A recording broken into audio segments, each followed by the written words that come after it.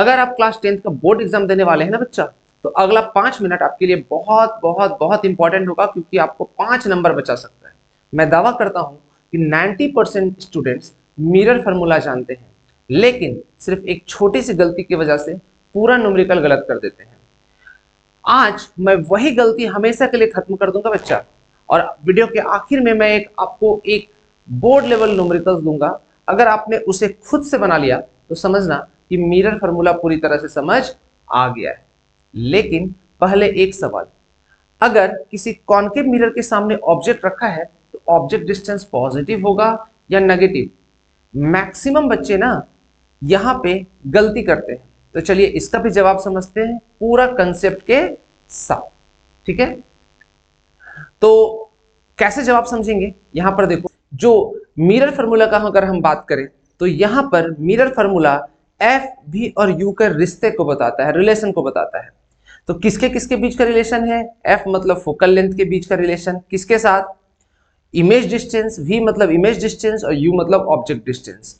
तो यहां पर आपको एक बात याद रखना है कि जब भी मिरर फार्मूला या मिरर इक्वेशन पूछेगा तो reciprocal of focal length is equal to reciprocal of image distance plus reciprocal of object distance. ये रिलेशन को याद रखना है। इतना अगर आपने याद कर लिया तो ये लैट चैप्टर का कॉन्केव मिरर और कॉन्वेक्स मिरर का जान है बच्चा।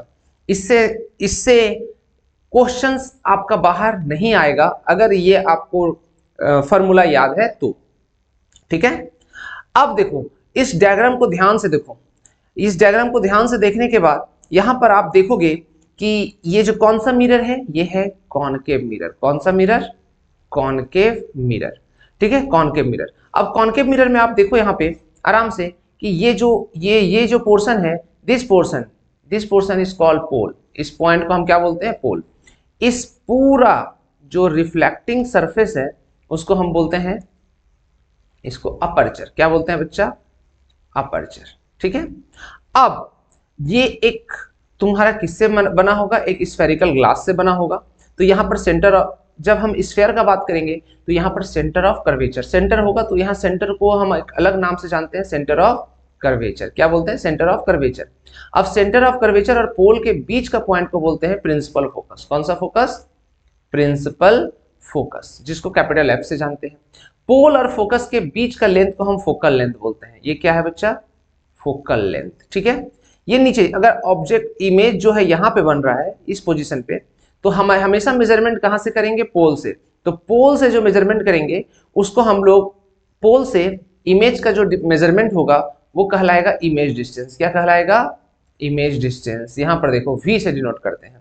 अगर ओ ऑब्जेक्ट यहां पे रखा है तो ऑब्जेक्ट यहां पे रखा है तो इसको बोलेंगे ऑब्जेक्ट डिस्टेंस। क्या बोलेंगे?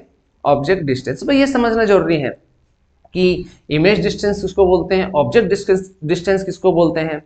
हमेशा जो मेजर होगा वो पोल से होगा। कहां से होगा?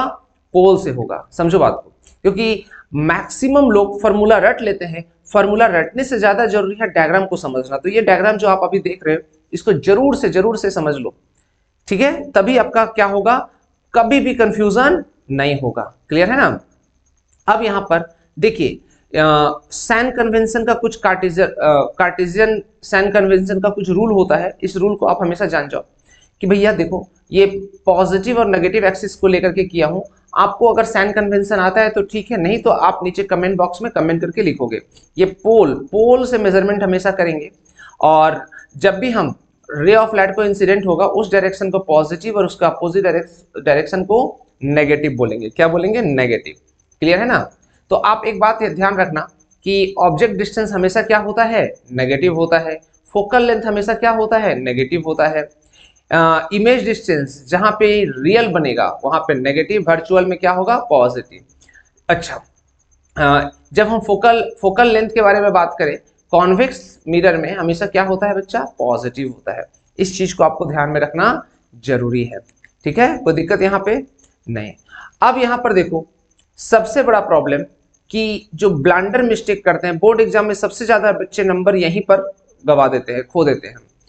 ऑब्जेक्ट डिस्टेंस हमेशा तो नेगेटिव होता ही होता है, साथ ही साथ गलती कहां करता है कि बच्चा प्लस माइनस लिखने में गलती करता है। जब भी न्यूमेरिकल सॉल्व करता है बच्चा, आप लोग करते हो तो प्लस माइनस लिखने में गलती करते हो, और साथ ही साथ जो फॉर्मूला होता है उसमें कंफ्यूजन होता है, एडिशन सब्ट्रैक्शन में मिस्टेक होता है, एलसीएम लेने में मिस्टेक होता है, यूनिट में प्रॉब्लम होता है, यूनिट अगर आप सही तरीका से नहीं लिखो तो उसमें भी मार्क्स कटता है, और साथ ही साथ जो लास्ट का साइन है, जो फाइनल आंसर जो आता है उसमें आप साइन डालना भूल जाते हो। तो ये सब बहुत बड़ा मिस्टेक है, जिसके कारण आपका मार्क्स जो है वो डिडक्ट हो जाता है, और साथ ही साथ आप आंसर जो है वो पूरा तरह से एकदम सही नहीं हो पाता। ठीक है ना बच्चा, तो इस चीज का ध्यान देना है। अब आते हैं न्यूमेरिकल पे। अब इस क्वेश्चन को आप ध्यान से बनाओ एकदम, एक बार वीडियो को 15 सेकंड के लिए पॉज करो, खुद से बनाने की कोशिश करो, नहीं बनता है तो फिर वीडियो को प्ले करके आप यहाँ पे इसको देख सकते हो। तो देखो क्या बोलता है, एक कॉन्केव मिरर है, फोकल लेंथ 15 सेंटीमीटर। एक कॉन्केव मिरर है जिसका फोकल लेंथ कितना है 15 सेंटीमीटर। ये देखो कॉन्केव मिरर हमने बना दिया, जिसका फोकल लेंथ क्या है, ये देखिए, दिस इज द पोल, ये फोकल लेंथ और ये सेंटर ऑफ कर्वेचर। ये कितना है बच्चा फोकल लेंथ 15 सेंटीमीटर। देखो माइनस, क्योंकि फोकल लेंथ क्या है माइनस, पोल के अब नेगेटिव साइड बन रहा है अब, तो इसलिए माइनस। ठीक है, अच्छा यू भी तो माइनस होगा। ऑब्जेक्ट डिस्टेंस कितना है, प्लेस ऑब्जेक्ट कहाँ रखा है 30 सेंटीमीटर, मतलब -30 सेंटीमीटर। अब आपको क्या निकालना है भैया, इमेज डिस्टेंस निकालना है। इमेज डिस्टेंस के लिए हमको कौन सा फॉर्मूला है, अभी मैंने बताया था mirror formula, 1/f = 1/v + 1/u। अब इसको आपको क्या करना है, सॉल्व करना है। क्या करना है, सॉल्व करना है। चलिए सॉल्व कीजिए, मैं थोड़ा सा नया स्लाइड ले लेता हूं। ठीक है, तो देखो कैसे सॉल्व करेंगे। f का वैल्यू आ गया हमारा -15 सेंटीमीटर, u का वैल्यू आ गया, देखिए यहाँ पे u कितना दिया हुआ है -30 सेंटीमीटर, u -30 सेंटीमीटर। उसके बाद हमको v निकालना है। क्या निकालना है, v निकालना है। v कहाँ पे बनेगा, ध्यान से समझना। अब हम मिरर फॉर्मूला यूज करेंगे, 1/f = 1/v + 1/u, यही यूज करते हैं। चलिए बहुत अच्छा, तो अब हमको मिरर फॉर्मूला यूज करने के लिए हमको क्या निकालना है बच्चा, यहाँ पे हमको निकालना है v, मतलब इमेज डिस्टेंस। तो एक साइड सब्स्टिट्यूट कर देते हैं 1/f - 1/u। ठीक है, तो अब यहाँ पर देखो वैल्यू पुट करो, f का वैल्यू क्या है -1/-15, माइनस u का वैल्यू क्या है -30। चलिए बहुत अच्छा, इसको मैं ब्रैकेट में डाल देता हूँ, u के प्लेस में -30 और f के प्लेस में -15, तो माइनस तो यहाँ आ गया। अब इसको सॉल्व करते हैं। देखो 1/v = -1/15, minus into minus plus 1/30। ठीक है, तो 1/v = एलसीएम लेंगे हम, 30 15 में कितना मल्टीप्लाई करेंगे, 30 होगा 2, तो ऊपर भी -2 और +1।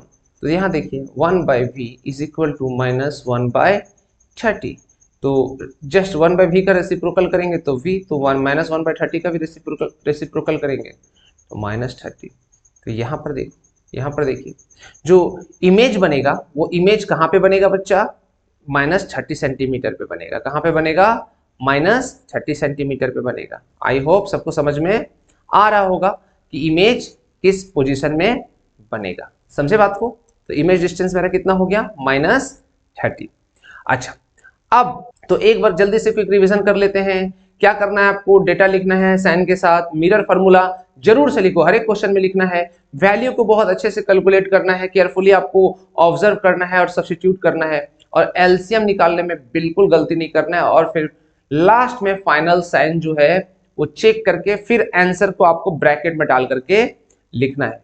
क्लियर है ना, कोई दिक्कत यहां तक। तो इसके बाद नेक्स्ट वीडियो में हम साइन कन्वेंशन को बहुत इजी तरीका से लेकर के आएंगे आपके लिए। आज के लिए इतना, thank you, bye bye, take care.